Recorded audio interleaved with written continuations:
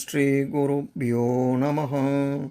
இன்றைய இறையமுதத்திலே நாம் பார்க்க இருக்கும் ஸ்தோத்திரம் நம் அறியாமை இருளை போக்கும் ஞானவேல் குறித்த வேல்மாறலின் 7வது பாடலை பார்க்க இருக்கிறோம்.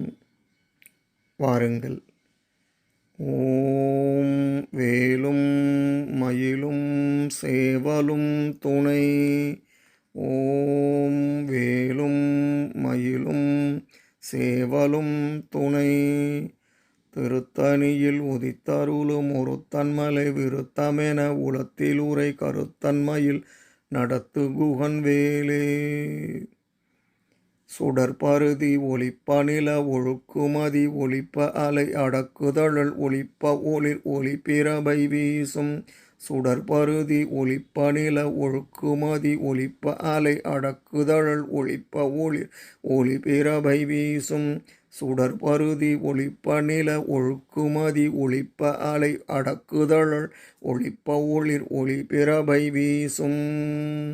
இதன் பொருள், ஒளிவிடும் சூரியன், குளிர்ந்த கிரணங்களை வீசும் சந்திரன், கடல் பொங்கி கரை கடந்து சென்று உலகத்தை அழிக்காதபடி அதனை காத்து கொண்டிருக்கும் வடமுகாக்னி ஆகியவற்றை வேலின் ஒளி பிரபாவத்தின் முன் நம் ஒளி எம்மாத்திரம் என்று வெட்கப்பட்டு நாணி ஒளியச் செய்யும் வண்ணம் தனது பேரொளி சோதியை எங்கும் பிரகாசிக்கச் செய்யும் வேல் நம்மை காக்கட்டும்.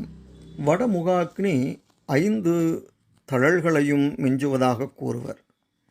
அந்த 5 தழல்கள் எவையெனில் யுகாந்தர அக்னி, அகத்தியர் உதராக்னி, ஆலகால விஷாக்னி, ராமசராக்னி, பதிவிரதாக்னி. வேலாயுதத்தின் அளவற்ற வெப்பத்தைக் கண்டு ஆற்றாது ஆதவனும், அமுத சீதள கிரணம் கண்டு ஆற்றாது நிலவும், பொறுக்க முடியாத எரிவு கண்டு மேற்சொன்ன 6 தழல்களும் ஒளித்து கொள்ளுகின்றன.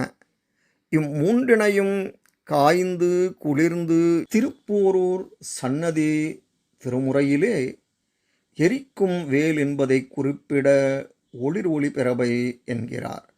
ஒளியால், கதிர் அவுணர் உடலால், காலனடியால், குளிர் மதியே யாகும் போரூரில் வீரன் கரத்து ஏந்தும் வேல் என்று குறிப்பிடப்பட்டுள்ளது.